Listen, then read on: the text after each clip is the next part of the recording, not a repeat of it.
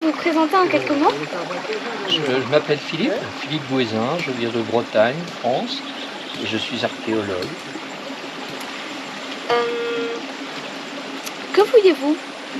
En ce moment, on fouille avec toute une équipe sur un site qui s'appelle Soditi. C'est un site avec une implantation funéraire et également avec des pierres dressées, qu'on appelle des stèles phalliques. Et du coup, on étudie ça en ce moment. Plus l'étude, comme tu as pu le voir ce matin, de belles gravures sur des parois dans une rivière qui s'appelle Chappé. D'accord. Très bien. Que trouvez-vous dans ce site Soditi? Oui. Alors Soditi, il y a à la fois ce qu'on appelle des tumulus en pierre, et dessous il y a plein de tombes de différentes époques. Du coup on enlève les pierres et avec un anthropologue et différents collègues, on fouille des tombes. Donc, il y a ça d'une part, et sur le site de Soditi, il y a également plein de pierres dressées, il n'en reste plus qu'une. Et du coup la fouille permet de retrouver l'emplacement de toutes ces pierres, des dépôts de céramique, et il y a plein de choses, il y a eu toute une vie mais liée à la mort sur ce site de Soditi. C'est comme un peu la maison de la mort. Un petit peu. Souvent, les maisons des morts, ce sont des répliques, des fois, des maisons des vivants. Est-ce que vous trouvez de l'obsidienne? Il y en a partout ici, l'obsidienne. On a l'impression que dans les sépultures, et puis dans le fond des sépultures et dans le fond des calages des pierres dressées, ils ont jeté, déposé une poignée d'obsidienne. Du coup, on en retrouve dans toutes les fosses, mais également un peu comme ici d'ailleurs, on en trouve un peu partout. Donc là, l'obsidienne est très très présente. Et qu'est-ce que c'est de l'obsidienne? C'est une roche volcanique, une coulée très particulière de lave, et qui, une fois qu'elle se solidifie, devient noire, dure, et c'est quasiment un peu comme la même matière que le silex. Tu vois, une fois qu'on la taille, ça fait des belles lames, on peut faire de beaux outils, et elle a une couleur noire brillante. C'est une roche exceptionnelle. Y a-t-il des différences entre les céramiques que vous trouvez et d'autres qu'on trouve autre part dans le monde? Est-ce que vous trouvez? Ah oui, alors sur le site de Soditi, on a trouvé plusieurs céramiques, des styles qui se ressemblent. Sur la sphère africaine, on va avoir des styles différents. Chaque potière avait pratiquement un style. Mais au niveau de l'Afrique, on va retrouver des choses qui se ressemblent. Si on va en Europe ou en France, ça va être complètement différent. Ce sont des cultures différentes, avec des âges différents. Mais il y a pas mal de poteries. Y a-t-il des sites similaires à celui de Soditi? En Afrique, ici, en Partout Éthiopie, dans le monde. partout dans le monde, partout on va trouver des pierres dressées, des totems. L'homme a toujours voulu, quel que soit l'endroit dans le monde, ériger des choses. Ça peut être une statue en bois, ça peut être un totem décoré, ça peut être une pierre dressée. Quant aux morts, partout dans le monde, il y a des tombes complètement différentes des unes des autres. Mais c'est vrai que si on va, par exemple, moi je suis de la Bretagne, on va trouver aussi des tumulus avec des morts à l'intérieur. Si on va au Sénégal, il y a également ce qu'on appelle des maisons des morts. Et si on vient en Éthiopie, tu vois, il y a des tumulus où ils ont, quelle que soit la population, la culture, on a souvent enterré ces morts d'une manière soit discrète, soit très ostentatoire, c'est-à-dire sur des grandes tombes qu'on voit de loin. C'est très très très varié, une grande diversité. Quelles sont les difficultés de ce type de fouille? Les difficultés, c'est quand on arrive dans un pays et qu'on ne connaît pas les cultures, c'est de savoir comment dégager, par exemple, un tumulus. Qu'est-ce qu'on va trouver à l'intérieur? Donc du coup, on met en place des méthodologies qui nous permettent de procéder par étapes et ensuite de tout fouiller, et on arrive à tout reconstituer. Et petit à petit, à force de décortiquer le monument, on sait comment il a été construit et qu'est-ce qu'on va y trouver dedans. Mais à chaque fouille, c'est une nouvelle aventure.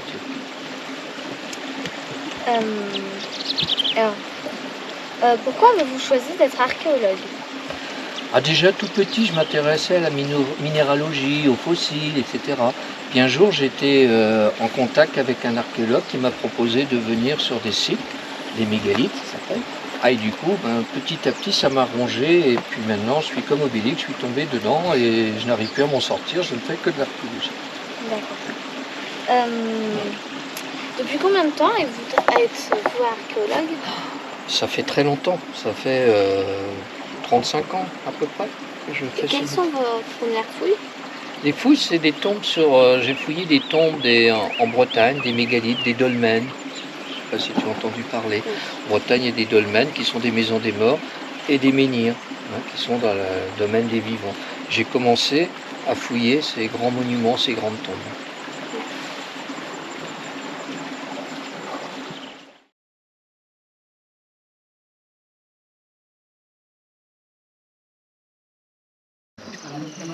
Pouvez-vous vous présenter en quelques mots?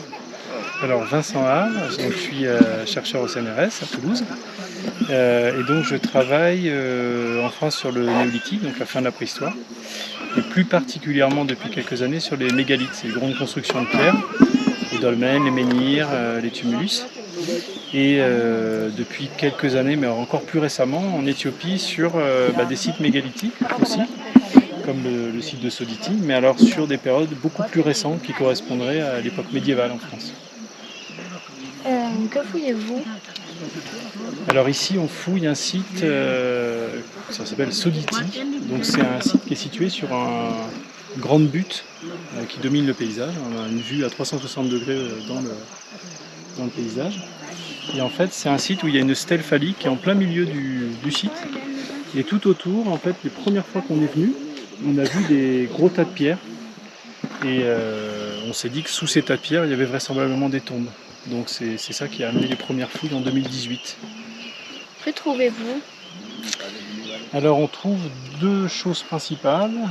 C'est des puits comme ça, là, c'est tous les trous qu'on voit. Tout ça c'est des fosses dans lesquelles il y a eu des corps, enfin généralement un corps, un squelette qui est déposé en position complètement repliée. Et donc c'est le cas ici sur ce qu'on avait fouillé principalement en 2018, c'est ce qui est le cas aussi sur ce qu'on fouille cette année.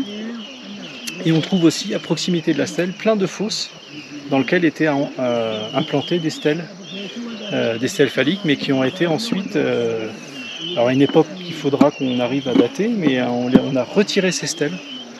Et puis on a complètement caché l'endroit où elles étaient, tous les trous dans lesquels elles étaient implantées. On a vraisemblablement dans l'étape suivante, ils ont creusé ces tombes et il y a des fragments de ces stèles qui ont été disposés sur les tombes. Est-ce que vous trouvez de l'obsidienne? L'obsidienne.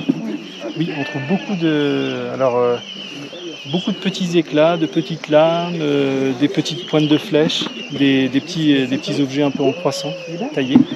Alors la fonction de tout ça, c'est vraisemblablement des objets qui ont servi à gratter, à chasser, à couper. Donc c'est un matériau qui est très beau parce que ça ressemble à du verre, très noir. Est-ce que vous trouvez des céramiques?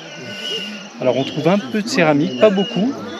On en a trouvé, alors pas du tout dans les tombes. Il n'y a jamais d'objets qui sont associés au corps dans les tombes, mais par contre on en a trouvé dans ces tas de pierres. C'est des céramiques qui sont très décorées. Et on en a trouvé à peu près 2 quasi entières, voire peut-être 3 avec celles qu'on a trouvées aujourd'hui. Et puis après des petits fragments par endroits. Mais c'est pas très très riche en objets. Y a-t-il des sites similaires? Alors pour ce qui est par exemple des tombes, il n'y a aucun site comparable. C'est la première fois qu'on voit une configuration comme ça, c'est-à-dire vraisemblablement une fosse centrale avec plein de tombes qui sont disposées autour. Donc ça c'est la première fois. Par contre la forme des tombes, c'est-à-dire notamment ces tombes, ce qu'on appelle en chaussettes, là, avec une petite galerie, ou même ces tombes en puits comme ça, ou également les stèles phalliques, ça on en connaît sur les sites des environs, et notamment par exemple un site qui s'appelle Toutofela. Quelles sont les difficultés de ce genre de fouilles? C'est une question difficile. Il y a plein de choses. Au départ, c'est le temps qui est quand même très court. Généralement, on est sur des missions qui ne sont pas très longues. C'est le fait aussi qu'on ait beaucoup de gens qui viennent fouiller avec nous qui, au départ, ne sont pas formés à l'archéologie. C'est des Éthiopiens. Donc, il y a un temps de formation, mais ça fonctionne très très bien. Et puis cette année, par exemple, une des difficultés, ça a été le climat. C'est-à-dire que très souvent, vers 2h30, 3h, il se mettait à pleuvoir très fort, donc on était obligé de partir, ce qui faisait qu'on avait des journées relativement court, qu'il fallait plier très rapidement, que des fois ce qu'on avait nettoyé c'était ressali. Voilà. Je dirais que la principale difficulté cette année c'est le climat. Depuis combien de temps fouillez-vous sur ce site? Alors là, on est au début de la 2e semaine. La première fouille qu'on avait fait, c'était en 2018. On était venu aussi 2 semaines. Après, il y a eu un intermède assez long d'arrêt à cause du Covid et puis des crises politiques ici en Éthiopie. Et puis là, on reprend. Donc c'est la 2e fois qu'on vient. Et donc au total, on aura fouillé 4 semaines.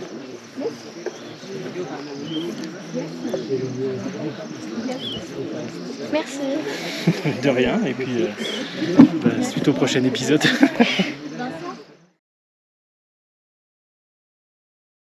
Ils sont tombés donc sur des petites fosses, donc des petits cercles, donc ils ont commencé à descendre, qui se sont avérés être des tombes. Donc en l'occurrence là ici il y en a 8. Donc dans l'ordre que je ne me trompe pas, 1, 2, 3, 4, 5, 6 au milieu, 7 en face et 8 ici. Okay. Voilà, dans l'ordre des choses. Alors au milieu c'est un peu complexe parce qu'a priori il n'y a pas eu forcément qu'une tombe. Parce qu'il y a 2 niveaux tout à fait au milieu. On a un niveau où il y a des cailloux, là on a trouvé des restes de corps, et à côté on a un trou beaucoup plus profond. On pense que potentiellement il pouvait y avoir une stèle de fichiers à cet endroit-là, et des tombes en fait assorties tout autour. Ou alors périphérie. Et justement ici, sur le cairn 2, parce que ça c'est le cairn 1, cairn 2, cairn 3 au niveau de la stèle et cairn 4 au-delà, là on a une configuration qui ressemble beaucoup. Donc au milieu là on a une espèce de gros trou avec des gros calages, pourquoi pas le positionnement d'une stèle, et tout autour on retrouve des sépultures. Donc les ossements sont très abîmés dedans. Et là justement on a peut-être une tombe en chaussettes. Donc tombe en chaussettes. Pourquoi tombe en chaussettes? Peut-être.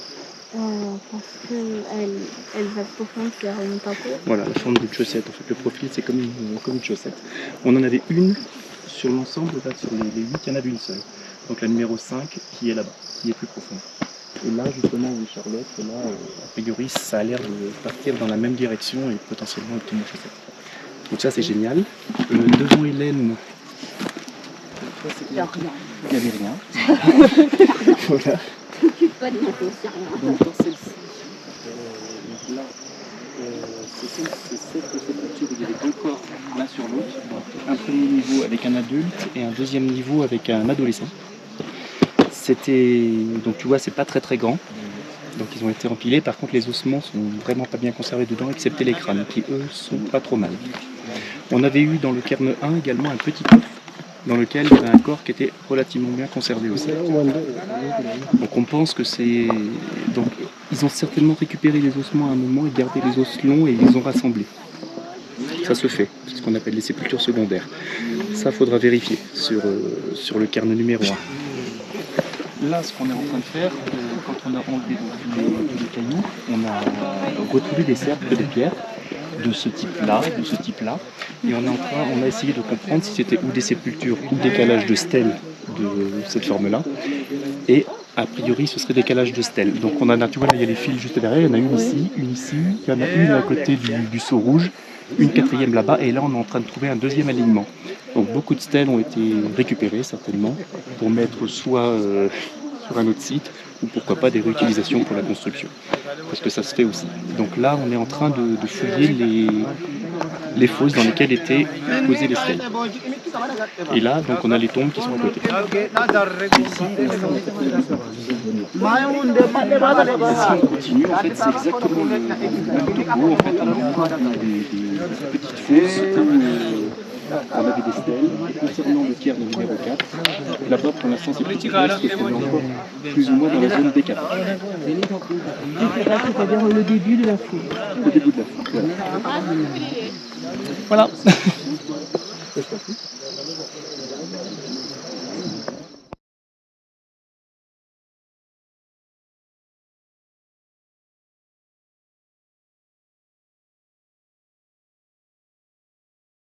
Elle a les retouches.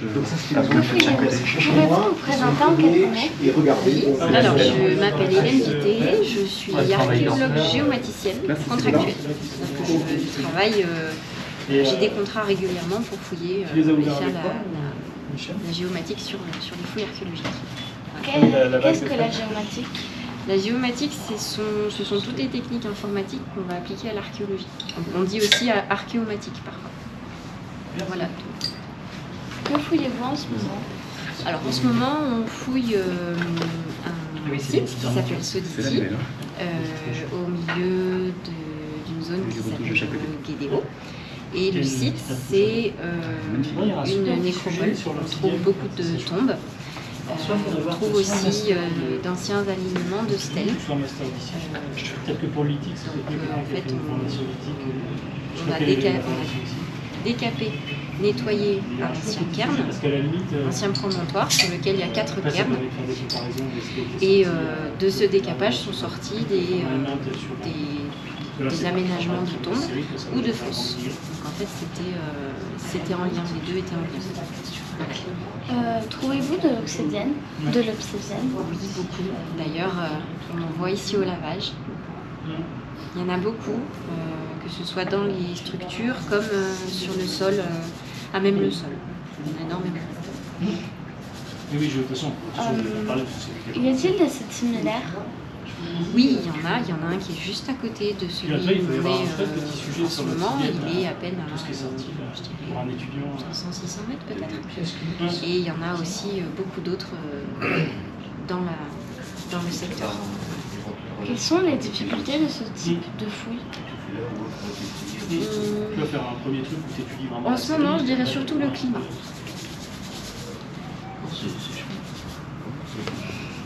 Il pose d'autres questions en fonction du travail, parce qu'il est en train de faire Hélène. Pas les mêmes questions.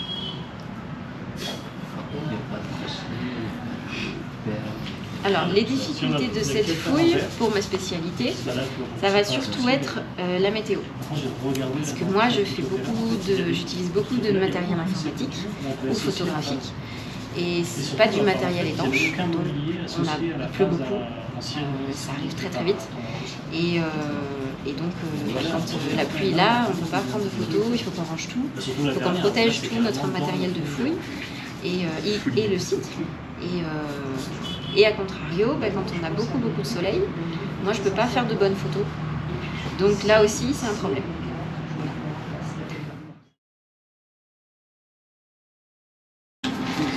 Pouvez-vous vous présenter en quelques mots? Oui, alors je m'appelle Jérôme Rouquet, je suis anthropologue à l'Institut national de recherche archéologique préventive en France. Et occasionnellement, il m'arrive de participer aussi à des missions hors INRA, voilà, comme celle-ci par exemple à Bahia. Quel est votre travail? Alors, je suis anthropologue, c'est-à-dire qu'en fait j'étudie les restes humains qui sont sortis lors des fouilles archéologiques. Quelle sorte de tombe avez-vous trouvé? Ici à Bahia, oui. Alors en fait on a apparemment une certaine variété de sépultures. On a des sépultures qui sont individuelles, donc avec un seul individu à l'intérieur. Et puis on a également des tombes multiples, avec 2, voire peut-être même 3 individus au moins déposés. Et en revanche, la position des corps est toujours la même. Elle est sur le côté, avec les membres inférieurs fléchis. J'ai entendu parler de tombe à chaussettes, qu'est-ce que c'est? Alors une tombe en chaussettes, c'est une tombe qui est composée d'un puits vertical, et à la base du puits se développe une petite alvéole, et c'est dans cette alvéole que le corps du défunt est déposé. Et donc ça a une forme de chaussette, tout simplement. Pouvez-vous différencier une tombe de personnes riches et une tombe de personnes pauvres? Alors ici à Bahia, on n'a quasiment pas de mobilier associé au corps. Voilà, mis à part les 2 vases qu'on a trouvés aujourd'hui, mais qui ne sont pas très significatifs en fait. Mais on n'a pas de parure, on n'a pas de signe réel de richesse ou de pauvreté. Ils ont l'air d'être déposés très simplement dans les fosses. Qu'avez-vous trouvé comme os? On a trouvé, alors, on a ici des conditions de conservation de l'os qui ne sont pas très bonnes. Donc on va surtout récupérer les os les plus robustes du corps. Et donc ça va être essentiellement le crâne, les dents, et puis quelques grands os longs des membres. Voilà, des membres supérieurs ou des membres inférieurs. Et c'est tout. Que nous apprennent ces os sur les conditions de vie de ces gens? Alors malheureusement pas grand-chose, toujours à cause de leur mauvaise conservation, hélas.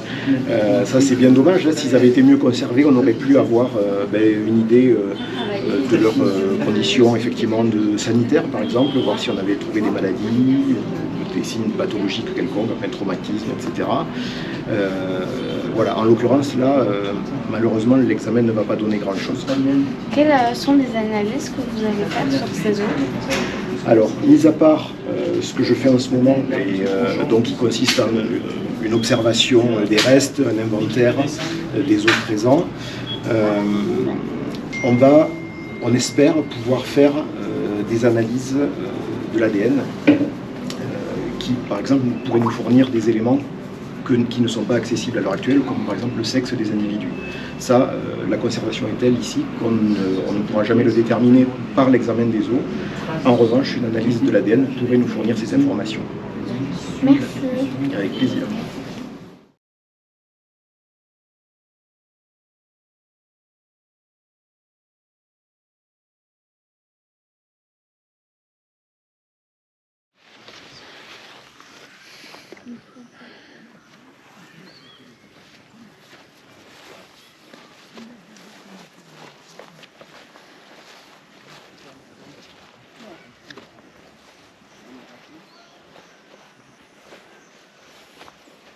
On voit là-bas? Oui. C'est là où il y a les plus grosses ici. Les plus grandes.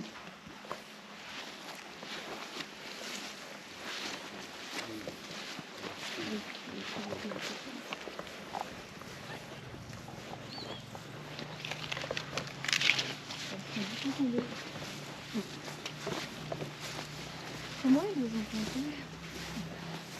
C'est des plans, bah oui.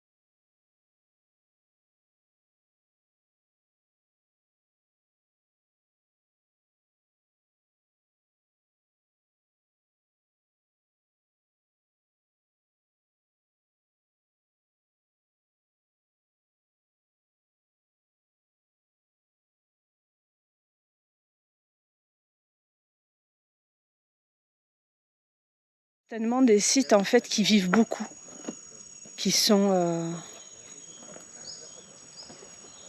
retravaillés en fait.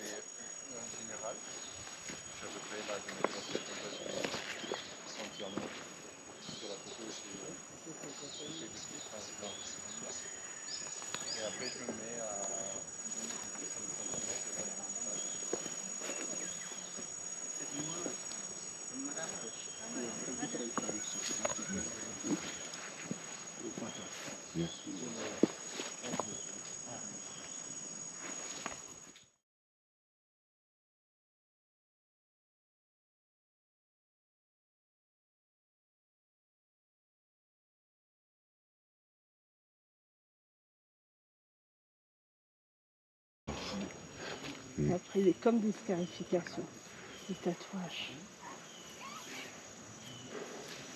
Et ils en retrouvent. Tu vois, de ça. Voilà, voilà, c'est là, là-bas. Tu vois le gland? dessous, il est repris et il est grossi. Là aussi. Ils ont repris et ils ont retravaillé tout le bas. Pareil ici. Pareil, il y en a une là où il y en a deux de chapeaux au fond.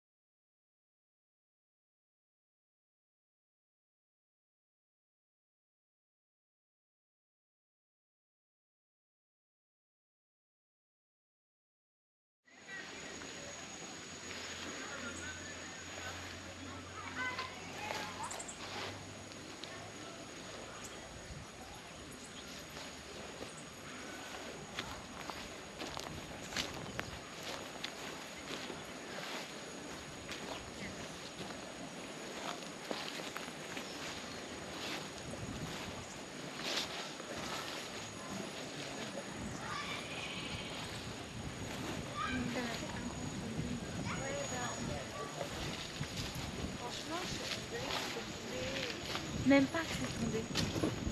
C'est vrai qu'elle a été.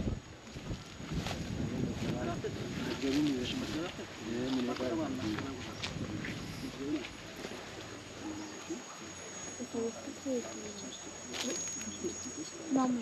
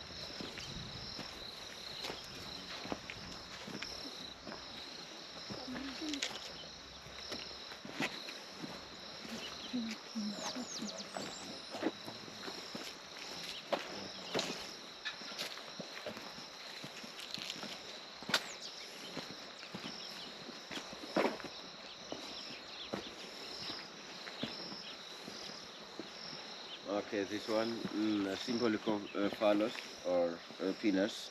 So what will represent this one? Almost like it's one buried animist or pagan and circumcision or not circumcised.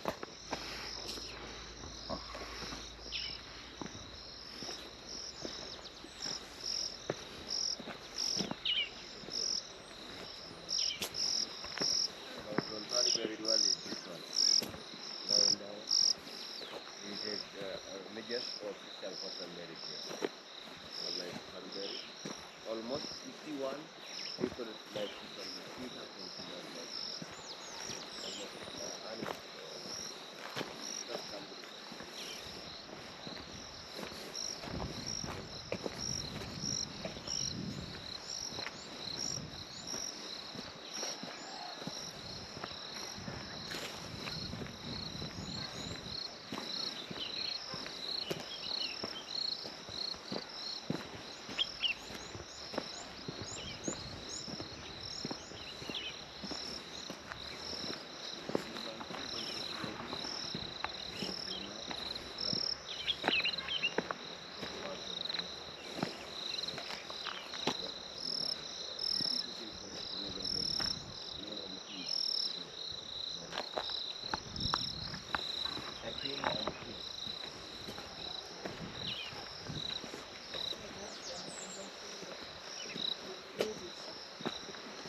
On a retrouvé 2 corps sous celle-ci, un homme et une femme.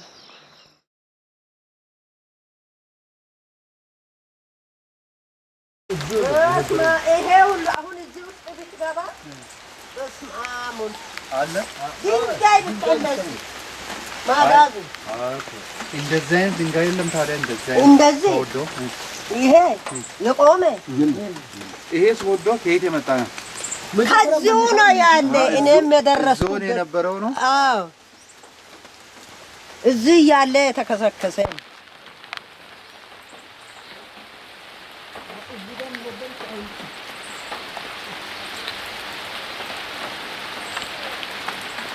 ቦና ቢሆን ኖሮ ጫካ ውስጥ ገብተህ ካለ ብል አድርገው ዞራል እኮ